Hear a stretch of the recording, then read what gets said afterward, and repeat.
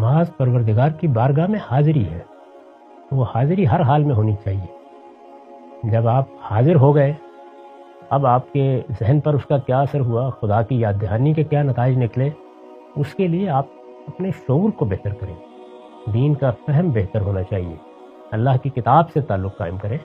نماز آپ کو ہر حال میں پڑھنی ہے، وہ خدا کی بارگاہ میں حاضر ہونا ہے، آپ کو بلا لیا گیا ہے، آپ جائیے۔